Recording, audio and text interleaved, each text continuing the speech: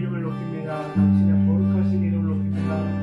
우리의 전상이 당신께 드려지게 하여 주십시오. 주님 감사하며 예수의 이름으로 기도합니다. 아멘.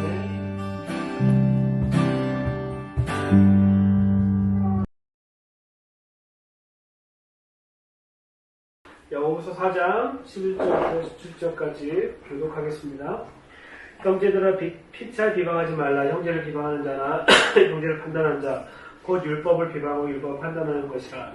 내가 만일 율법을 판단하면 율법의 준행자가 아니요 재판자니라.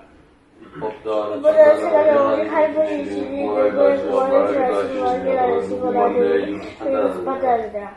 들아 너희 중에 말하기를 오늘이나 내일이나 우리가 아무 도시에 가서 1년을 유하며 장사를 이룬 이익을 보리라 하는 자들아.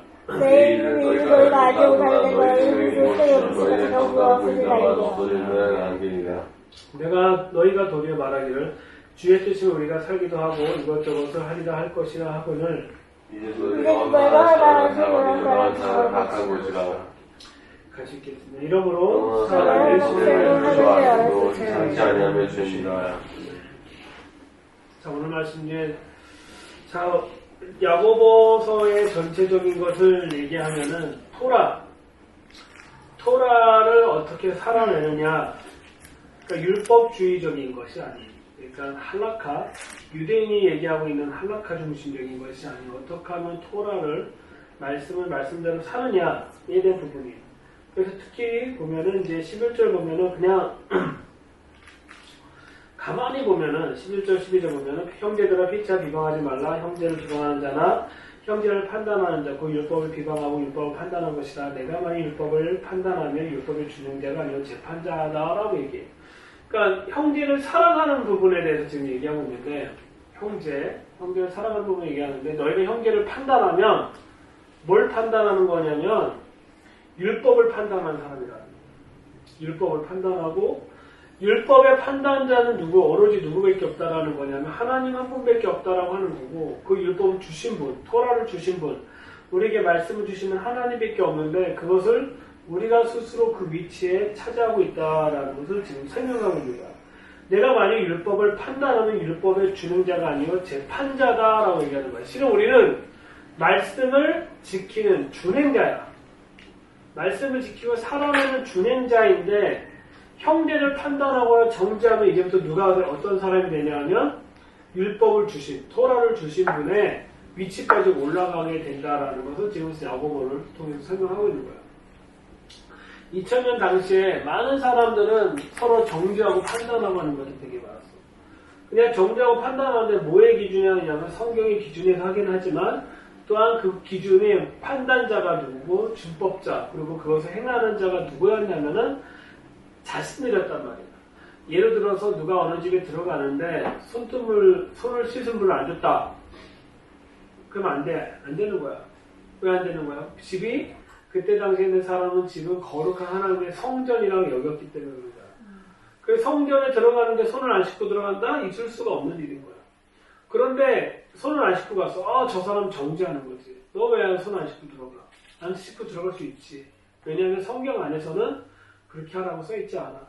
오로지 손을 씻고 들어갈 수 있는, 그러니까 성소, 그러니까 성막이 있으면 성막 안에서 이제 하나님의 임재가 있는 성소를 들어갈 때, 그 성소에 들어갈 때는 누구만 들어갈 수 있어? 그때 당시에 제사장만 들어갔어. 그러니까 제사장이 성소에 들어갈 때 항상 뭐하고 들어가? 손을 씻고 들어가는 거야. 제사장만 들어갈 수 있는데 2000년 당시 이제 바리새인들이 우리도 제사장이다. 우리도 제사장적인 개념을 가지고 그런 율법적인 걸 많이 만들어 놔서 집에 들어갈 때도 손을 씻고 발을 씻고 하는 것들은 이제 그렇게 나오게 된 거야. 근데 중요한 거는 이제 그것도 좋은데 그것도 아주 중요한 것도 왜냐면 베드로도 그 얘기하거든. 우리를 나라와 제사장으로 삼으셨다고 했거든. 하나님께서. 우리가 또한 제사장이긴 한데 중요한 거는 이 제사장들이 하나님의 말씀에 비춰 사는 게 아니라 판단하고 정죄하는 데에 너무 많은 것을 허비하고 있었다라는 걸 보여주고 있는 거예요. 그 12절에 보면 입법자와 재판자는 오직 하나님이라고 얘기해요. 그러니까 법을 만드신 분도 누구? 하나님. 그것을 재판하시는 분은 누구냐면 하나님인데 이걸 다 누가 했냐면 그때 당시 랍비가 했단 말이에요.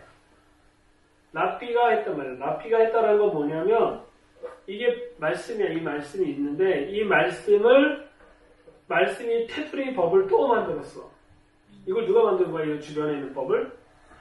랍비가 만들고 사람이 만든 거야. 근데 중요한 거는 이 테두리에 있는 법을, 이 성경에 있는 테두리 법을 왜 지켜야 되냐면, 왜 이거 테두리 법이 있냐면, 이 말씀, 토라를 지키기 위해서 이 법을 만들어 놓은 건데, 이 법을 만든 사람들이 자신들의 권위가 더 세지면서 어떤 일을 하기 시작하냐면, 너희가 이 법을 안 지키는데, 법을 안 지키니까 너는 잘못된 거야 라고 얘기하니까 이제부터 문제가 생긴 거야. 그래서 하나님께서 이 시대 가운데 우리가 많은 법을 만들고 있지만 하나님 앞에 정말 서 있는다라면, 하나님 앞에 서 있고 하나님께 나아간다라면 우리가 원래 하나님이 얘기한 의도를 발견하고 찾아내고 살아내는 것이 너무 중요하다라는 걸 설명하고 있는 거예요. 13절에 보면은 우리가 많이 하는 얘기야. 그러나 너희 중에 말하기를 오늘이나 내일이나 우리가 아무 도시에 가서 거기서 1년을 유하며 장사의 이익을 보리라 하는 사람들, 이미 자신의 삶의 모든 계획이 있는 건데, 내일 일을 너희가 아직 못하는데 너희 생명이 무엇이냐, 너희는 잠깐 보였다가 없어지는 안개다라고 얘기하고 있는 거야. 그러니까 우리가 많은 계획들을 하고 있어. 1년 뒤에 뭐하고 2년 뒤에 뭐하고 3년 뒤에 뭐하고 있지만, 하지만 결국 이 모든 것들은 다 누구 손에 있다라는 거냐면 하나님의 손에 있다라는 걸 너희가 기억하라라고 얘기하는 거야. 왜 이런 얘기가 나왔냐? 예수님이 승천한 지 얼마나 했다고 그랬지? 이 야고보서 쓸 때가? 10년, 15년.